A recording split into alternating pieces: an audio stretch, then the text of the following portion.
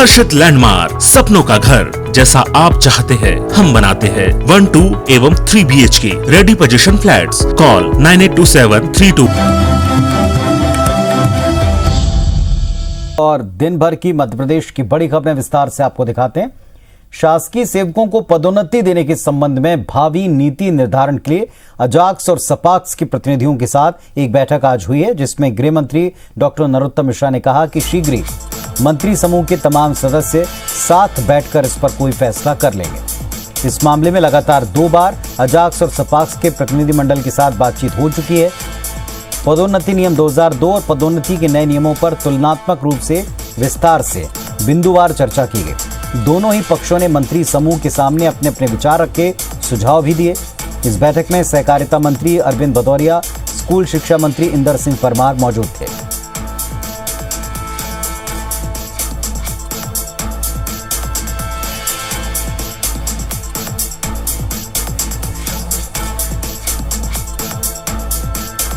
तो प्रमोशन में आरक्षण का मुद्दा लगातार सरकार के सामने लंबित है। इस पर सपाक्स और अजाक्स दोनों वक्त वक्त पर मांग अपनी रखते रहे हैं, अपनी बात सरकार के सामने कहते आए हैं। दोनों संगठनों के प्रतिनिधिमंडल के साथ मंत्री समूह ने मीटिंग की, बातचीत की और इसके बाद ये वायदा किया या ये बात कही गई कि बहुत जल्दी मंत्री समूह इस पर बैठेगा और किन नियम शर्तों के तहत मध्य का रास्ता निकाला जाए, इस पर मंत्री समूह जल्दी फैसला कर लेगा। सुधीर दंडोतिया भोपाल से हमारे सहयोगी हमारे साथ में जुड़ रहे हैं, सीधे उनका रुख करते हैं। सुधीर, ये बड़ा महत्वपूर्ण विषय है जिस पर सरकार को बीच का फॉर्मूला निकालने के लिए कई दौर की मीटिंग्स करनी पड़ रही हैं। बताएं आज का अपडेट। देखिए पुनीत, बिल्कुल 2 दौर की बातचीत हो चुकी है और कर्मचारियों में प्रमोशन का रास्ता कर्मचारियों के लिए कैसे निकाला जाए, प्रदेश सरकार ने इसी के लिए मंत्रियों के समूह का गठन किया था, जिसमें गृह मंत्री डॉक्टर नरोत्तम मिश्रा, इसके अलावा सामान्य प्रशासन राज्य मंत्री इंदर सिंह परमार, प्रदेश सरकार के सहकारिता मंत्री अरविंद भदौरिया, इसके अलावा बात करें तो मीना सिंह मंडावे और 5 मंत्रियों का ये पूरा समूह था।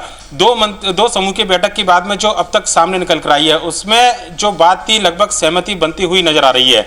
बीच का रास्ता प्रदेश सरकार निकालना चाहती है, लिहाजा अगर बात करें तो बीच का रास्ता निकालने के साथ में इसमें सुप्रीम कोर्ट के अंदर अभी तक के जो इस तरीके के मामले आए हैं उनका अध्ययन किया गया है। हाई कोर्ट के अंदर जो याचिकाएं दाखिल की गई हैं उनका अध्ययन किया गया है और कर्मचारी में सभी वर्गों का ध्यान रखा जाए, प्रदेश सरकार की यह कोशिश है। लिहाजा इसमें सपाक्स के जो अधिकारी सपाक्स के जो संगठन के जो नेता थे उनको शामिल किया गया था, अजाक्स के जो संगठन के नेता थे उनको भी बैठक में शामिल किया गया और उसके बाद में जब सहमति बनती हुई नजर आई है तो अब यह तय किया गया है कि अगली जो बैठक होगी केवल मंत्रियों के समूह के बीच में रहेगी। लिहाजा एक बड़ा फैसला जो है जल्द आ सकता है, फॉर्मूला जो है जल्द तैयार किया जाएगा, जिससे कि मध्य प्रदेश के अंदर ऐसे कर्मचारी जो अब तक बिना प्रमोशन के रिटायर हो रहे हैं, कम से कम ऐसी पुनरावृत्ति फिर ना हो जब तक कोर्ट का कोई मामला प्रमोशन में आरक्षण को लेकर नहीं आता है। तो नया फार्मूला प्रदेश सरकार तय करेगी और आज की जो बैठक में तय किया गया है कि अगली जो बैठक होगी वो जब भी मध्य प्रदेश के अंदर कैबिनेट की बैठक बुलाई जाएगी उस समय मंत्रियों के समूह मिलकर यह तय करेंगे कि आखिर प्रमोशन में आरक्षण में प्रमोशन का जो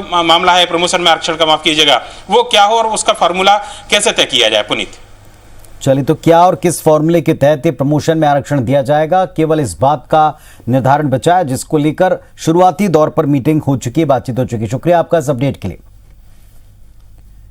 केंद्रीय नागरिक उड्डयन मंत्री ज्योतिरादित्य सिंधिया ने ग्वालियर में एयरपोर्ट विस्तार के लिए आज आलू अनुसंधान केंद्र की जमीन का निरीक्षण किया। उन्होंने नक्शे के आधार पर जमीन का मुआयना किया।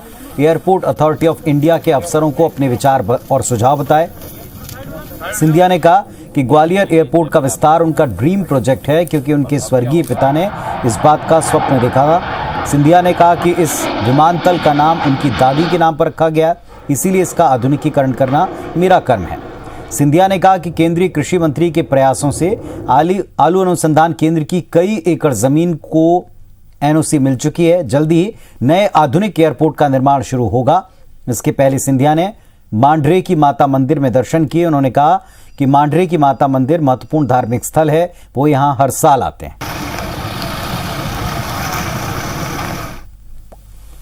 स्वीकृति के आधार पर यह जमीन ट्रांसफर होगी एयरपोर्ट्स अथॉरिटी ऑफ इंडिया को, और ट्रांसफर होने के बाद इस सिलसिला का कार्यक्रम की शुरुआत होगी। ये आप लोगों को मालूम है कि मेरी रुचि भूमि पूजन में कम होती है और लोकार्पण में ज़्यादा होती है। यहाँ एक आधुनिक बहुत बड़ा और विस्तृत एक हवाई अड्डा बनने जा रहा है। देश के किसी भी कोने में अब ड्रोन उड़ाए जा सकेंगे। 10वीं क्लास का स्टूडेंट भी ड्रोन पायलट बन सकेगा। 15 दिन में विभाग इसे लाइसेंस देगा, ये कहना है नागरिक उड्डयन मंत्री ज्योतिरादित्य सिंधिया का। उन्होंने कहा कि देश में ड्रोन परिचालन के नियमों को और आसान किया जा रहा है और इसके लिए भरे जाने वाले जरूरी फॉर्म 25 से घटाकर 5 कर दिए। शुल्क के प्रकार की संख्या 72 से घटाकर 4 की गई, जिससे सड़क पर चलने वाली टैक्सियों की तरह ड्रोन नीति के तहत हवा में टैक्सियां चलेंगी। सिंधिया ने कहा कि रक्षा, गृह मंत्रालय, नागरिक उड्डयन प्रौद्योगिकी ब्यूरो ड्रोन रोधी तकनीक पर काम कर रहे हैं। सिंधिया ने कहा कि वैश्विक स्तर पर एयर टैक्सियों पर रिसर्च और आविष्कार किया जा रहा है। आने वाले समय में ड्रोन पॉलिसी देश की आर्थिक स्थिति और रोजगार को मजबूती देगी।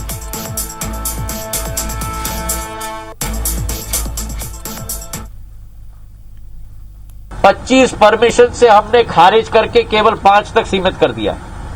72 तरीके के फीस से हमने खारिज करके केवल 4 तरीके के फीस कर लिए। ड्रोन उड़ाने के लिए, नैनो और मध्यम छोटे ड्रोन के लिए कोई स्वीकृति नहीं लेनी पड़ती। केंद्रीय मंत्री ज्योतिरादित्य सिंधिया को उन नेताओं में शुमार किया जाता है जो कोविड गाइडलाइन का सख्ती से पालन करने और करवाने के लिए माने जाते हैं। अक्सर वो बिना मास्क के अपने आसपास आने वाले लोगों को टोका करते हैं, लेकिन ग्वालियर में आज सुबह सिंधिया एक गलती कर बैठे। सिंधिया ने लापरवाही बरतते हुए अपना पहना मास्क उतारकर पूर्व मंत्री अनूप मिश्रा को पहना दिया।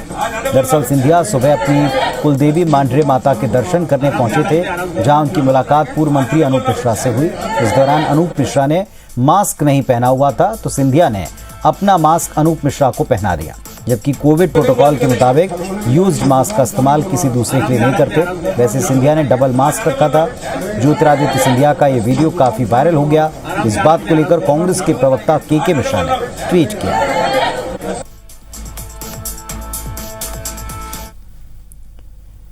मध्य प्रदेश की सियासत में इन दिनों नेताओं के बीच में मेल मुलाकातें काफी चर्चा में आ गई।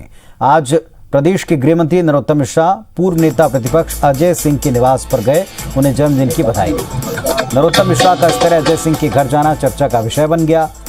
कांग्रेस पार्टी में आशिया पर चल रहे कांग्रेस नेता और पूर्व नेता प्रतिपक्ष अजय सिंह से गृह मंत्री नरोत्तम मिश्रा की ये नजदीकियां इस समय चर्चाओं को जन्म दे रही। 2 दिन पहले अजय मिश्रा ने गृह मंत्री नरोत्तम मिश्रा से उनके घर जाकर मुलाकात की थी। दोनों नेताओं के बीच बंद कमरे में आधा घंटे तक चर्चा हुई और इस मुलाकात के बाद अजय सिंह ने कोई प्रतिक्रिया नहीं दी, लेकिन गृह मंत्री ने जो बयान दिया उसके कई मायने निकाले गए। मिश्रा ने कहा कि अजय सिंह से उनकी मुलाकात एक सामान्य और मित्रवत मुलाकात थी, लेकिन यह भी जोड़ दिया कि कांग्रेस पार्टी अजय सिंह के राजनीतिक पृष्ठभूमि और राजनीतिक विरासत का इस्तेमाल सही तरह से नहीं कर पा रही।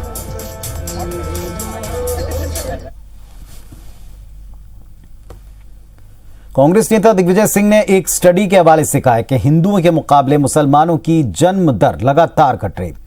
जनसंख्या वृद्धि को लेकर मुसलमानों से कोई खतरा नहीं है। जनता में इस बात का भ्रम फैलाया जा रहा है कि मुस्लिम जनसंख्या तेजी से बढ़ रही है और हिंदुओं की घट रही।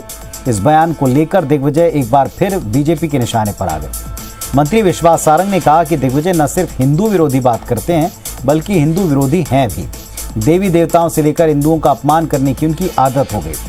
बीजेपी के विधायक रामेश्वर शर्मा ने ट्वीट किया कि दिग्विजय चचा 4 बीवी और उनसे 40 बच्चों के धंधे को आगे बढ़ाना चाहते हैं। चचा चाहते हैं कि मुस्लिम आबादी हिंदुओं से ज्यादा हो, साथ ही भारत इस्लामिक देश घोषित हो जाए।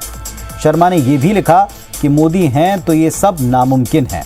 बीजेपी सांसद राकेश सिंह ने यह आरोप लगाया कि दिग्विजय सिंह जानबूझकर ऐसी बातें करते हैं। बीजेपी के बयानों पर दिग्विजय सिंह के समर्थन में उतरे कांग्रेस विधायक पीसी शर्मा ने इन सारे बयानों पर पलटवार किया।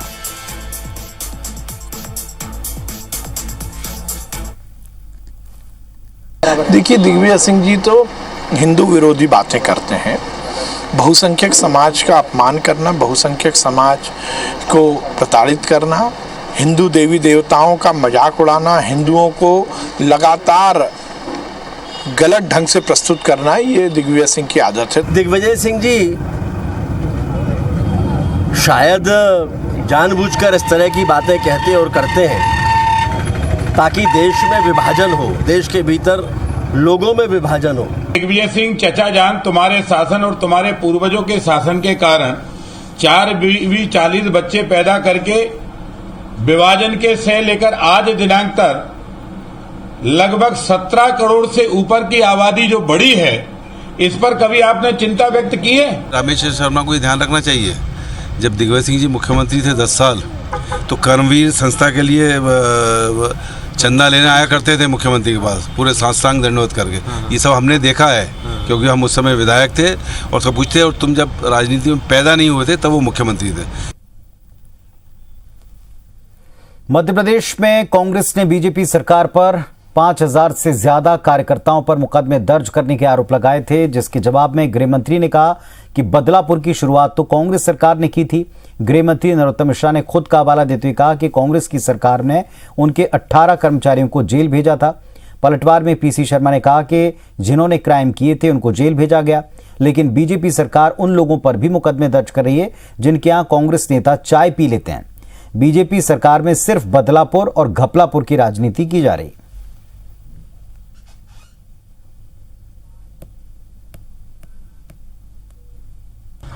मेरे यहाँ 18 लोग जेल में गए, 6 तो पार्षद थे, जिनमें से 1-2 पार्षद तो अभी यहां भी खड़े हुए हैं आपके पास। ये चुने हुए पार्षद कमल के फूल पर 302 के केस में झूठे जेल में भेजे गए। ये होता है बदलापुर।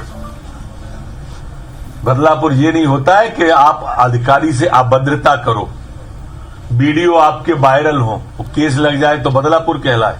अखिलेश मिश्रा अशोक गार्डन में, उनके ऊपर झूठे केस लगा दिए, जेल भेज दिया। एक फेमस टी स्टॉल है, कांग्रेसियों ने चाय पी ली, उनके खिलाफ केस बना दिया, दुकान बन गई।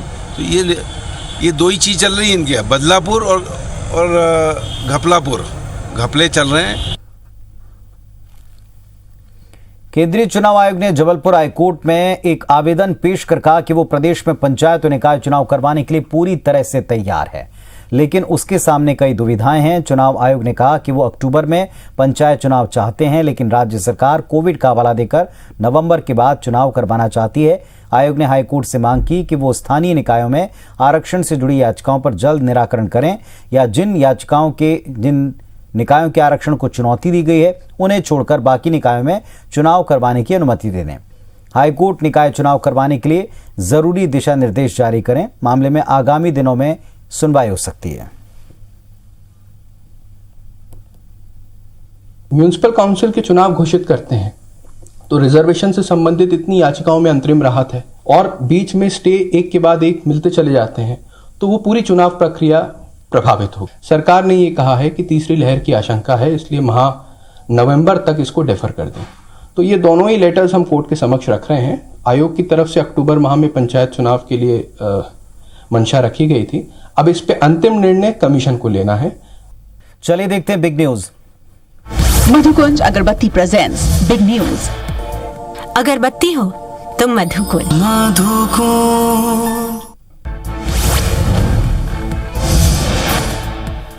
सरकार ने डोर टू डोर वैक्सीनेशन के लिए गाइडलाइंस जारी कर दी। नीति आयोग के सदस्य डॉक्टर वी.के. पॉल ने इस बात की जानकारी दी। कहा कि हम लोग उन लोगों के घर जाकर टीकाकरण शुरू कर रहे हैं जो सेंटर तक नहीं आ सकते।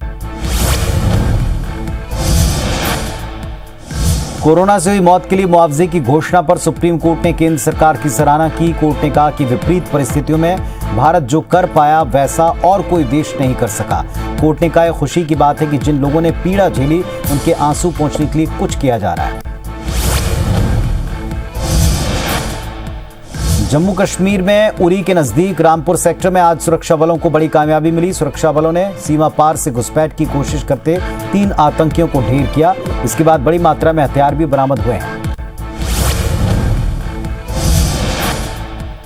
लेफ्टिनेंट जनरल डीपी पांडे ने बताया कि आज तड़के हाथलंगा के जंगलों में घुसपैठ की कोशिश की गई, लेकिन जल्दी से विफल कर दिया। उन्होंने कहा कि मारे गए आतंकियों में से एक पाकिस्तानी है, बाकी के आतंकियों के बारे में अभी पता लगाया जा रहा है। असम के दरांग जिले के धौलपुर गोरुखुटी इलाके में पुलिस और स्थानीय लोगों के बीच झड़प हो गई। झड़प में कम से कम 2 प्रदर्शनकारी मारे गए, कई अन्य घायल हुए। झड़प उस वक्त हुई जब सुरक्षा कर्मियों की टीम अवैध अतिक्रमणकारियों को हटाने के लिए गई थी।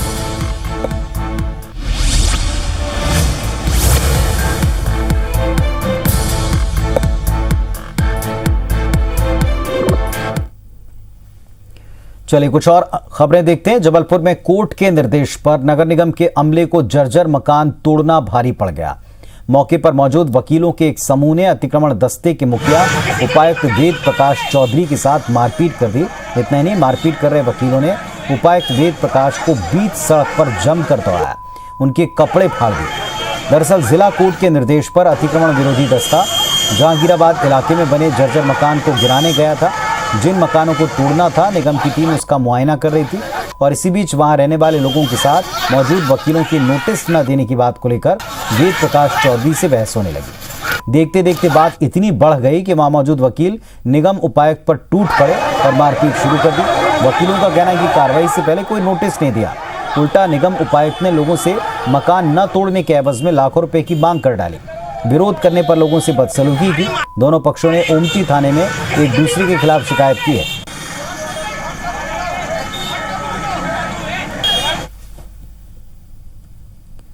छिंदवाड़ा जिले के चांद थाने से 3 दिन पहले लापता एएसआई की हत्या का खुलासा हुआ। पुलिस ने इस मामले में 4 आरोपियों को गिरफ्तार किया।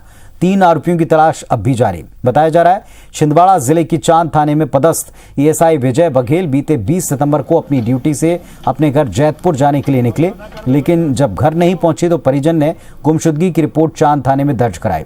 इसके बाद पुलिस ने राहुल नेमा नाम के शख्स को हिरासत में लेकर उससे सख्ती से पूछताछ की तो उसने पूरे मामले का खुलासा किया। उसने बताया एएसआई विजय बघेल से प्रॉपर्टी खरीदी में पैसों के लेन देन को लेकर विवाद चल रहा था, जिसके चलते उसने अपने 6 साथियों के साथ मिलकर चौरई में हत्या और बाद में लाश को सिवनी जिले की सेलुआ घाटी में जेसीबी की मदद से गाड़ दिया। पुलिस ने मृतक का शव भी बरामद कर लिया है। पैसे उधारी के पैसे के लेन देन के लिए ऊपर से इनने इसको हत्या करके, और ये जो बमोड़ी है सिवनी जिला जो थाना लगता है मेरे डूंडा सिवनी, उसके अंतर्गत इसको गड्ढा करके दबा दिया गया था। मध्य प्रदेश में 3 साल बाद मेडिकल टीचर्स के पेंशन खाते नहीं खोले गए। इससे मेडिकल टीचर समेत उनके परिजन डरे हुए हैं। दरअसल नेशनल पेंशन स्कीम के तहत मेडिकल टीचर्स का पैसा पेंशन अकाउंट में जमा होना था, लेकिन 2018 से नियम लागू होने के बाद भी अब तक इनका पेंशन अकाउंट नहीं खोला गया, जबकि प्रदेश के 2300 मेडिकल टीचर्स की बेसिक सैलरी से हर महीने 10% राशि काटी जाती और इतनी राशि सरकार जमा करवाती है। नियम कहता है कि ये राशि पेंशन खाते में जमा होनी चाहिए, लेकिन मेडिकल टीचर्स का अब तक पेंशन खाता ही नहीं खुला है। कांग्रेस विधायक पीसी शर्मा ने इसे 200 करोड़ का घपला बताया। प्रदेश के चिकित्सा शिक्षा मंत्री सारंग का कहना है मामले की जांच के लिए समिति बना दी है, किसी भी डॉक्टर को अपनी राशि की चिंता करने की जरूरत नहीं। हमीदिया अस्पताल में मैंने ये मामला उठाया था। ये 200 करोड़ का घपला क्या है, तो उनने लीपापोती कर दी गांधी मेडिकल कॉलेज के डीन शुक्ला जी ने, और इसकी पूरे मामले की जांच होना चाहिए कि 200 करोड़ रुपए गांधी मेडिकल कॉलेज के इंस्टीट्यूट में अगर ये हो रहा है तो बाकी क्या होगा। कि जो पैसे स्वशासी संस्थाओं में हर मेडिकल कॉलेज में जमा है और कांग्रेस के नेता कह रहे हैं घोटाला हो गया। हमने तो व्यवस्थाओं को ठीक किया, पेंशन स्कीम ठीक ढंग से लागू हो सके ये हमने स्थापित किया।